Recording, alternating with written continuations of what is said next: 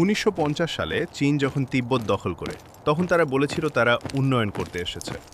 ১৯৫০ সালে চীনের people's liberation army PLA তিব্বতে প্রবেশ করে। ১৯৫১ সালে চাপের মুখে একটি ১৭ দফার চুক্তি স্বাক্ষরিত হয়, যেখানে তিব্বতকে স্বায়ত্তশাসনের প্রতিশ্রুতি দেওয়া হয়েছিল। কিন্তু ধীরে ধীরে চীন তিব্বতের ধর্মীয় কাঠামো এবং মঠগুলোর ওপর নিয়ন্ত্রণ বাড়াতে শুরু করে। শীঘ্রই তিব্বতীরা বুঝতে পারল তাদের ধর্ম এবং সংস্কৃতি বিপন্ন। তিব্বতের খাম অঞ্চলের মানুষরা ছিল জন্মগত যোদ্ধা। তারা চীনের এই আধিপত্য মেনে নিতে পারেনি।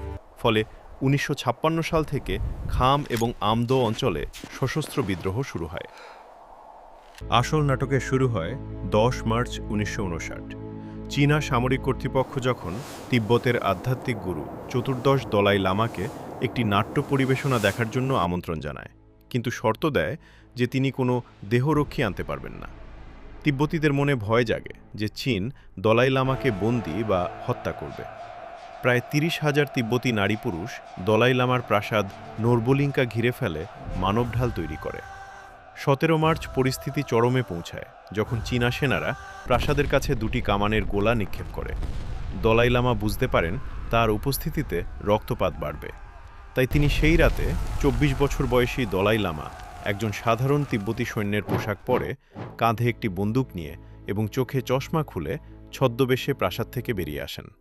তার সাথে ছিলেন তার মা, বোন, ছোট ভাই এবং মুষ্টি মেয়ে কিছু দেহরক্ষী। এই পালানোর পেছনে ছিল এক ভয়ঙ্কর গেরিলা যুদ্ধ।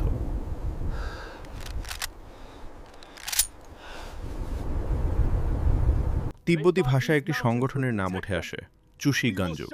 এর অর্থ ৪ নদী এবং ৬ পর্বত। আন্দ্রুক তোসেওয়াংয়ের নেতৃত্বে এই গেরিলা বাহিনী চীনের বিশাল লাল ফৌজের বিরুদ্ধে লড়াই শুরু করে।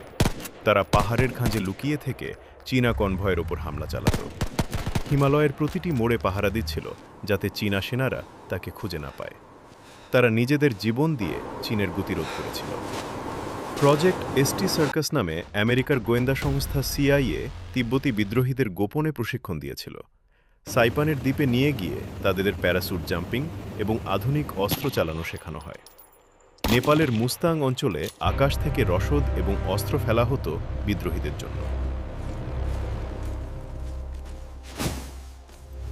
অবশেষে ৩১ মার্চ ১৯৫৯ তারা দুর্গম হিমালয় আর ১৫,০০০ ফুটের বেশি উচ্চতার পাহাড়ি পথে প্রচণ্ড তুষারপাত এবং চীনা সেনাদের নজরদারি এড়িয়ে দীর্ঘ ২ সপ্তাহ পায়ে হেঁটে এবং ঘোড়ায় চড়ে অত্যন্ত ক্লান্ত অবস্থায় ভারত তিব্বত সীমান্তের তাওয়াং পৌঁছান। জওহরলাল নেহেরু ততক্ষণে দলাই লামাকে রাজনৈতিক আশ্রয় দেওয়ার সিদ্ধান্ত নিয়ে ফেলেছেন। আনুষ্ঠানিকভাবে তিনি তাওয়াং দিয়ে ভারতের অরুণাচল প্রদেশ মাটিতে পা রাখেন।